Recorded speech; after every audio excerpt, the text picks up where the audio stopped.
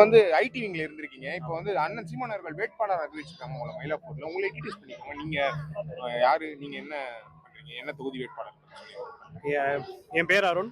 நான் கோவையை சார்ந்தவன். கவுண்டம்பாளையம் தொகுதியில் தகவல் தொழில்நுட்ப பாசறையில் வேலை செய்கிறேன். நான் ஒரு தனியார் நிறுவனத்தில் வேலை செய்கிறேன். அது இல்லாமல் கட்சிக்காகவும் இந்த தகவல் தொழில்நுட்ப பாசறையில் வேலை செய்கிறேன். முதன்மையான பணிகள் என்னன்னா, கட்சி ஒரு கருத்துருவாக்கத்தை செய்ய நினைக்கும். அந்த கருத்துருவாக்கத்தை சரிவர மக்கள்கிட்ட கொண்டு போய் சேர்க்கணும். கட்சியோட கொள்கைகளை புரிஞ்சுக்கிட்டு நாமளே ஒரு ஊடகமாக மாறி அதை கொண்டு போய் மக்கள்கிட்ட அந்த தகவலை தெளிவாக கொண்டு போய் சேர்க்க வேண்டியது இருக்கும்.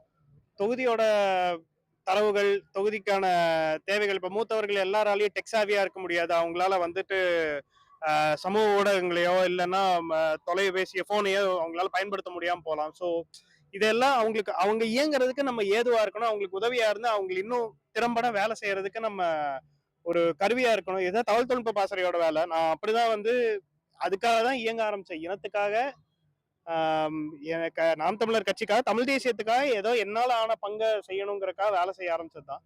அது அப்படியே இவென்ச்சுவலி மேடையும் ஏற வச்சுது ஒரு ஒரு கட்டத்துக்கு மேல. அப்படியே நான் இப்போ ஐடி விங்ல வாலண்டியரா இருக்கேன். சரி, நீங்க வந்து ஏதோ வந்து இப்போ திராவிட கட்சிக்கான திமுக அதிமுக ஏதோ வேலை செஞ்சா உங்களுக்கு அதிகமான காசு அந்த மாதிரிலாம் கிடைக்கும். இங்க எதுவுமே கிடைக்காது. அப்புறம் இதுல நான் தான் கட்சிக்கு நிறைய காசு கொடுத்துருக்கேன். நான் வந்து காசுக்காக இல்லை. நான் ஒரு அப்பர் மிடில் கிளாஸ் ஃபேமிலி தான். எனக்கு நல்ல வசதி இருக்கு. எனக்கு வந்து நான் பணத்துக்காகலாம் வந்து நிக்கல. நான் என் இனத்துக்காக எனக்கு இனத்துக்கு நாடு அடையணும். அதுக்காக நான் வந்து நிக்கிறேன். அது அது அது வந்து என்னோட பொருளாதாரத்தை சம்மந்தப்பட்டதே கிடையாது. இங்க வந்து நல்ல வசதியான இருக்கிற ஒரு ஆளு வந்து தமிழ் தேசியத்துக்கு வேலை செய்யலாம். பெரிய பொருளாதார வசதி இல்லைன்னாலும் வந்து வேலை செய்யலாம். ஏன் அப்படின்னா, இது வந்து ஒரு வரலாற்று பெரும்பணி. இன விடுதலைங்கிறது ஒரு வரலாற்று பெரும்பணி. அந்த வரலாற்று பெரும்பணிக்காக வேலை செய்யும் போது தன்னோட பொருளாதாரத்தை பத்தி யோசிக்கவே முடியாது. அங்க அது யோசிக்கிறது சரியாவும் இருக்காது. நம்ம யோசிக்க வேண்டியது இனத்துக்கான நலன்.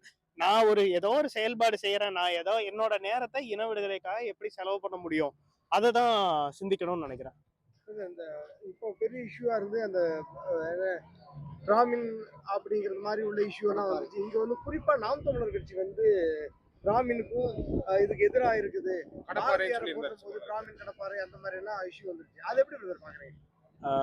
இப்போ அப்ப நாம் தமிழர் கட்சி வந்து அனைத்து உயிர்களுக்குமானது. நான் அண்ணன் என்ன நினைக்கிறாருன்னா, தமிழ் குடிகள் அனைத்துக்கும் பிரதிநிதித்துவம் கொடுக்கணும்னு நினைக்கிறேன். அதுக்கு தான் குடிவாரி கணக்கெடுப்பெல்லாம் பேசுறது காரணமும் அதுதான். நம்ம இங்க வந்து யாரையும் நாம் தமிழர் கட்சி யாரையும் பகைக்கணும்னு நினைக்கல, எல்லாத்தையும் ஒன்னா இணைக்கணும்னு நினைக்குது. அப்போ நம்ம முக்கியமா புரிஞ்சுக்க வேண்டியது என்னன்னா, பார்ப்பனர்களுக்கும் பார்ப்பனியத்துக்கும் நிறைய வித்தியாசம் இருக்கு.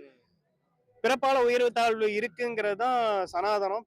பிறப்பால ஒருத்தர் உயர்ந்தவர் ஒருத்தர் தாழ்ந்தவர்னு யோசிக்கிறதா சனாதனம்.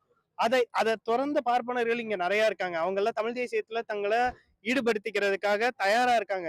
ஏதோ ஒரு விதத்துல ஏன்னா இந்த மண்ணுக்கு வந்து கிட்ட 2000 வருஷத்துக்கு முன்னாடி வந்து 7 தலைமுறை தாண்டினாலே மரபணு மாறிடும்வாங்க. 2000 வருஷமா இந்த மண்ணிலேயே இருக்காங்கன்னா அவங்களுக்கு மரபணு மாறி தாய்மொழியே தமிழ் ஆகி அவங்களுக்கு கனவே தமிழ்ல தான் வரும். அவங்களுக்கு நீங்க எதை சொன்னாலும் கோவம் வருமோ இல்லையோ, தமிழை பழிச்சா கோவம் வரலாம், தமிழை பத்தி தப்பா சொன்னா கோவம் வரலாம். அது ஏன்னா அவங்க இந்த இனமா மாறிட்டாங்க. அப்போ நம்ம அந்த பார்ப்பனியத்தை துறந்த பார்ப்பனர்களுக்கும் அரசியல் அதிகாரம் தேவைங்கிறது தான் அண்ணனோட கருத்து. அப்படி அண்ணனோட எண்ணமும் சிந்தனையும் தான். அப்படி இருக்கும்போது இந்த பார்ப்பனர்களுக்கு இல்லைன்னா பிராமணர்களுக்கு ஒரு 5-6 சீட்டு கொடுக்கணும், சமூக பிரதிநிதித்துவம் அடிப்படையில கொடுக்கணும்னு நினைக்கிறாரு. அதுல ஒரு ஆள் நானே தவிர, நான் வேணா அப்படி இருக்கிறவங்கள நான் கொஞ்சம் பேசுறதுனால அது கொஞ்சம் முன்னிலைப்பட்டு தெரியுதே தவிர, பல பார்ப்பனர்கள் இருக்காங்க. நான் பேசின காணொலியிலயா இருக்கட்டும் இல்ல மிச்ச வீடியோஸ்ல எல்லாம் கூட நிறைய பேர் கமெண்ட்ஸ்ல சொல்றாங்க, நானும் பார்ப்பனர் தான், நான் வந்து தமிழ் தேசியத்துக்காக வேலை செய்யறேன், நான் இன விடுதலைக்காக வேலை செய்யறேன்னு சொல்றாங்க. நமக்கு அதுதான் முக்கியம்னு நினைக்கிறேன். நான் அவங்க யாருங்கிறத பார்க்காம அவங்க நோக்கம் என்ன, அவங்க கொள்கிற கொள்கை என்ன, அதை தான் பார்க்கணும்னு நினைக்கிறேன். என்ன சொன்னாரு வேட்பாளர்? அண்ணன் என்கிட்ட சொன்னது நீ போட்டி போடுன்னு சொன்னாரு. நான் தான் அண்ணன் கிட்ட சொன்னேன், அண்ணா எவ்வளவோ அண்ணன் கிட்ட போய் சன்னமா காதல சொன்னேன், அண்ணா உங்களுக்கு சொல்றதுக்கு எனக்கு நன்றிங்கிற தவிர ஒரு வார்த்தை இல்லை. நான் எனக்கு வேட்பாளர் நிக்க சொன்னதுக்காக இல்ல, இந்த இனத்துக்காக எவ்வளவோ ஏச்சு பேச்சு அவமானம் சிறை எவ்வளவு கஷ்டங்களை தாங்கி இனத்துக்குன்னு நிக்கிறாருல்ல, அதுக்காக நன்றி சொன்னேன். நன்றி சொல்லிட்டு நீங்க நீங்க நீங்க என்ன செயல்படுத்தணும் என்ன செய்யணும்னு நினைக்கிறீங்களோ அதுக்கு நான் ஒரு கருவியா இருப்பேங்கன்னு சொன்னேன்.